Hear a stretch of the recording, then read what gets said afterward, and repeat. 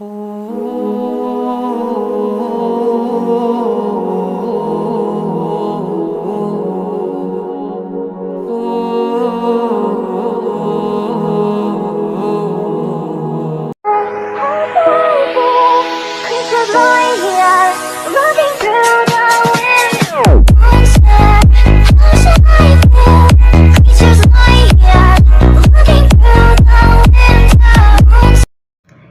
هو الكيك اليومي اللي محيرك ومغيرك. من اليوم يستحيل تبدليه بهذه المقادير المضبوطه، وبدرهم واحد فقط غيدير الفرق اللي غينسيك في كل الكيكات اللي جربتي من قبل. خطير، هشيش ومفشفش، والصوره تعطيك الخبر، والمذاق متعه لا توصف.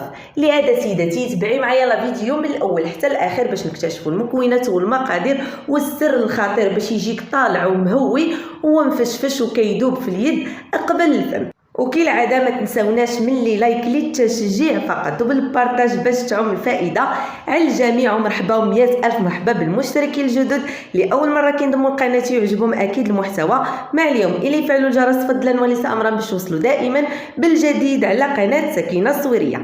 قبل ما نبداو الفيديو ديالنا ديال اليوم ما نساوش نصليو على النبي عليه افضل الصلاه والسلام، ونبداو بركه الله ونقولوا بسم الله بالمكونات والمقادير وطريقه التحضير. كيف ما كتشاهدوا معايا عندي هنايا الخلاط الكهربائي اي المولينكس، كيف ما يمكن لينا نخدموا غير بالفوي اليدوي. عندي هنايا الخلاط الكهربائي وعندي هنايا 3 ديال الحبات من البيض. الا كان عندكم البيض الحجم ديالو كبير غنخدموا غير بزوج بيضات فقط. عندي انا الحجم هنايا متوسط كيف ما شاهدتوا معايا، درت 3 حبات ديال البيض اللي خرجتهم من الثلاجه من قبل. عندي هنايا واحد ياغورت بنكهه الفاني او الموز او باي نكهه كتفضلوا، وهذه العلبه هي اللي غتكون عندنا بالعبار والقياس، يعني ما غنعبروا ولا بالكاس العنبه ولا بالمعلقه ولا بالغرام، غنمشيو بالتفصيل بالعبار ديال يعني الكاس ديال دانون او ياغورت. وغنخلي لكم الوزن ديالو الصافي في صندوق رابط الوصف. كيف ما شفتوا معايا 3 حبات ديال البيض وكاس ديال ياغورت او دانون باي نكهه كتفضلوا، ونفس الكاس عبرت به السكر والزيت النباتيه مملوئين حتى الاخر.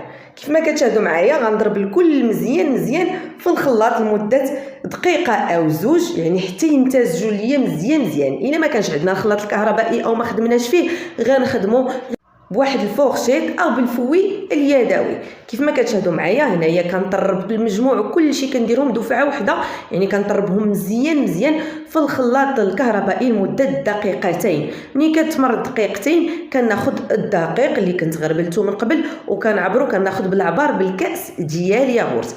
كندير هنايا الكاس الاول كنبقى نضيفو بالتدريج، يعني كاس واحد كنبقى نضيفو بالتدريج، ثم غادي نضيف الكاس الثاني ها هو هذا. يعني في هذا الخلاط الكهربائي الا كان عندكم سريع ومجهد راه غادي ديروا فيه الكميه كلها ديال الدقيق. انا بدا كيتقال ليا ما بقاش بغا يدور، درت هنا غير 2 كيسان ديال الياغورت ديال الدقيق.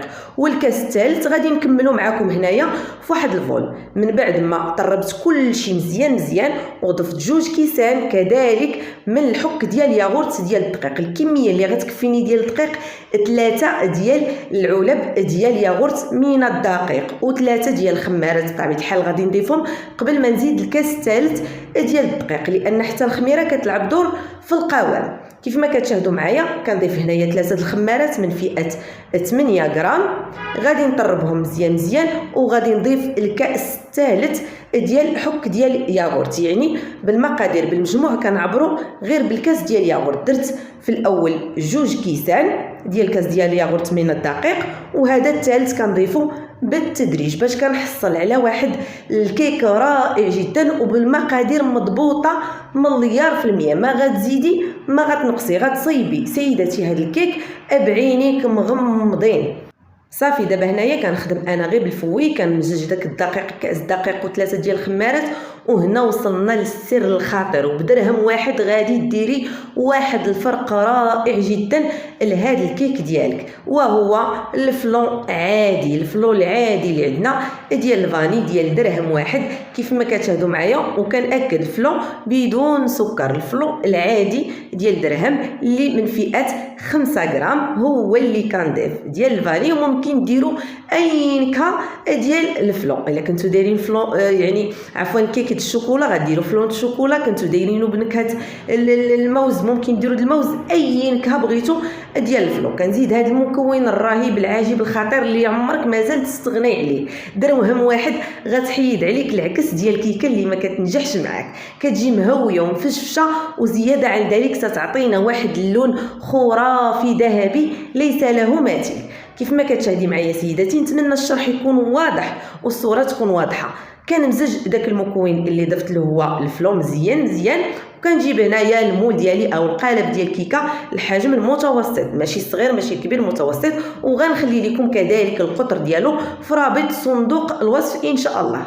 كنفرغ الكيكه ديالي فيه بعد ما دهنتها بالزبده ورشيته بالدقيق بطبيعه الحال، وكنفرغ الخليط عادي كيف ما كنفرغوا الكيك بلا تعقيدات. بالنسبه للفرن كنشعلو مباشره من بعد ما كنفرغ هذا الخليط، كنشعل الفرن ديالي مباشره، ما كنديروش يسخن من قبل نهائيا باش كيطيب لينا هذا الكيك وكيجي محمر ومذهب على خاطرو ومفشفش وهشيش.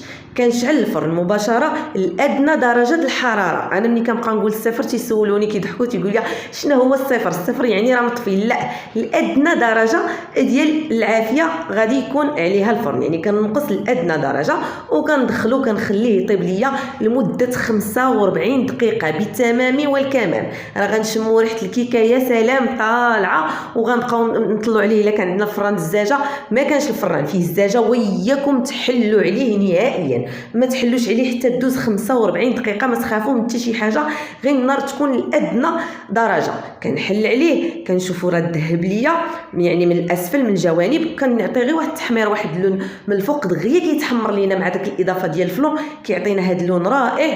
كنطفي عليه وكنخليه في الفرن لمده 5 دقائق، ما نخرجوش مع الطفيه مع التخريجه، نطفيو عليه ونخليوه 5 دقائق في الفران باش ما تهواش لينا الكيكه وتبقى محافظه على الشكل ديالها.